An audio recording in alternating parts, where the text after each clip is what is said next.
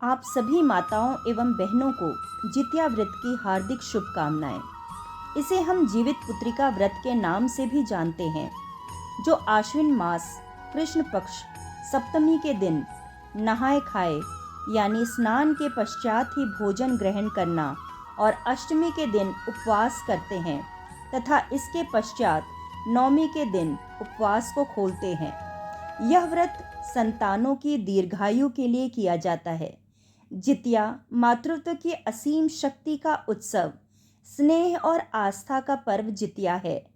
संजीवनी, जीवन की हर खुशी है जितिया, माता की ममता और आशीर्वाद का है पर्व जितिया।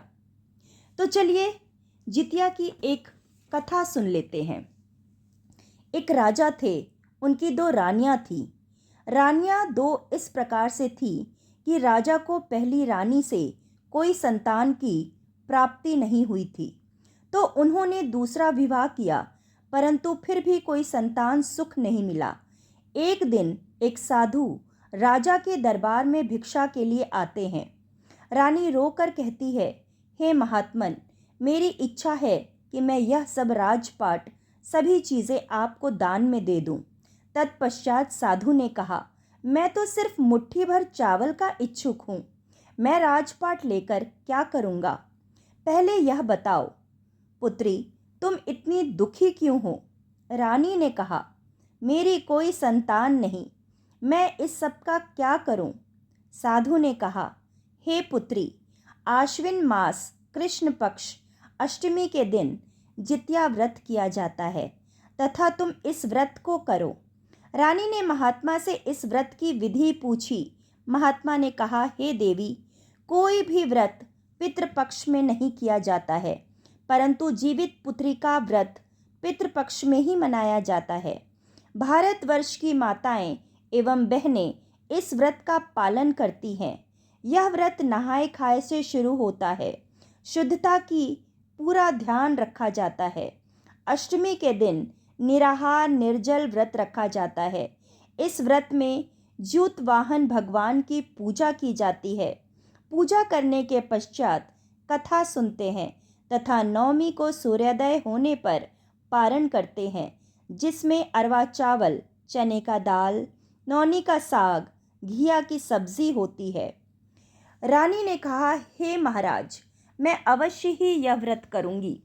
महात्मा भिक्षा लेकर चले गए। दोनों रानियों ने जितिया व्रत रखने का प्रण किया।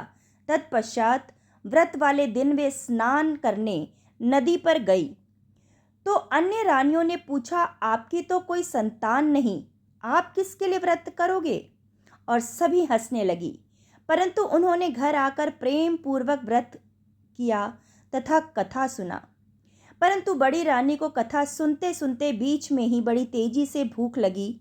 रानी ने सोचा, वैसे भी मेरी कोई संतान तो है नहीं, और यदि मैं भोजन न कर पाई तो मेरे प्राण ही निकल जाएंगे। उसने भोजनालय में जाकर चुपचाप भोजन ग्रहण किया और वापस आकर बैठ गई। छोटी रानी ने व्रत को पूरा किया। अगली सुबह स्नान के पश्चात व्रत को खोल दिया। धीरे धीरे समय बीतता गया और एक समय में दोनों रानियों ने गर्भ धारण किया। राजा ने खुशी से राजसभा में यह खुशखबरी सुनाई। समय बीतने लगा और 9 महीने पश्चात बड़ी रानी की संतान मृत पैदा हुई और छोटी रानी को संतान पुत्र की प्राप्ति हुई। बड़ी रानी ने ईश्वर से प्रार्थना की कि मेरा पुत्र मृत कैसे पैदा हुआ? मैंने भी तो व्रत का पालन किया था। कथा में मृत बेटे भी जीवित हो जाते हैं, परंतु यह क्या, मेरे साथ ऐसा क्यों? छोटी रानी ने बड़ी रानी को समझाया, परंतु वह न मानी। छोटी रानी ने अगली बार भी विधि पूर्वक इस व्रत को किया। जब वह स्नान करने जा रही थी तो उसने अपने पुत्र को बड़ी रानी को सौंप दिया। स्नान करने के पश्चात वह कथा सुनने लगी। देरी होने के कारण वह घर न पहुंच पाई। उसका बेटा रोने लगा। बड़ी रानी ने निर्णय किया कि वह उसे मार देगी, परंतु ज्यूतवाहन भगवान ने सोचा, यह अनर्थ नहीं होने दूंगा। वह घर में प्रकट हो गए। उन्होंने रानी को रोका और बच्चे की रक्षा की, परंतु रानी ने छल द्वारा बच्चे को मार दिया और आंगन में ही दबा दिया और खुद द्वार पर बैठ गई। कुछ देर बाद छोटी रानी ने पूछा, दीदी आप यहाँ उदास क्यों बैठी हैं? मेरा बच्चा कहाँ है? रानी ने कहा, वह बहुत रो रहा था, मैंने उसे तुम्हारे पास ही भेजा था। परंतु छोटी रानी ने कहा, वह मेरे पास नहीं पहुंचा। छोटी रानी तुरंत रोकर भवन के अंदर आ गई और ईश्वर से प्रार्थना किया कि मेरा पुत्र जीवित वापस मिल जाए। छोटी रानी पूरी रात जागरण कर रोती रही। लोगों ने सांत्वना दी। शाम स्नान कर पूजा पाठ करने लगी।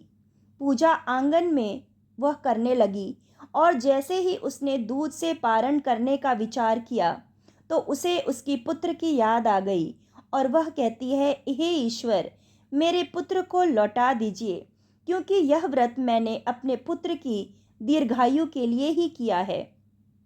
और हाथ जोड़कर श्रद्धा पूर्वक भक्ति से सभी देवी देवताओं का आशीर्वाद लेती है और बिलख बिलख कर रोने लगती है। तभी धरती फट जाती है और बच्चा बाहर आ जाता है। छोटी रानी उसे गोद में ले लेती है और बड़ी रानी से वह कहती है, दीदी मैं तो इसे आपको ही देना चाहती थी, परंतु यह क्या, आपने तो इसे मार कर जमीन में दबा दिया। जिसके लिए हमने त्याग तपस्या की, आपने उसे ही मारना चाहा। आप हमारे भवन को छोड़कर चली जाइए, जिसके लिए मैंने कितने अपमान सहे। बड़ी रानी रोते हुए राजा से माफ़ी मांगती है, परंतु राजा ने कहा, ईश्वर भी तुम्हें माफ़ नहीं करेंगे तो मैं क्या हूँ। राजा ने लोगों को बताया कि बड़ी रानी ने ही छोटी रानी के पुत्र को मारकर आंगन में दबा दिया था, परंतु यह सब उस ईश्वर की कृपा है। लोगों ने कहा, आपकी पत्नी बड़ी ही श्रद्धालु है, भजन भक्ति में लीन रहती है तथा ज्योतवाहन भगवान ने इन पर कृपा की है तथा बड़ी रानी को महल से निकाल दिया। वह दर दर की ठोकरें खाने लगी। वह अपने घर गई, वहाँ भी किसी ने उसका साथ नहीं दिया। बहन ने भी दुत्कार दिया। इस प्रकार से छोटी रानी को व्रत का फल प्राप्त हुआ। बोलिए ज्योतवाहन भगवान की जय।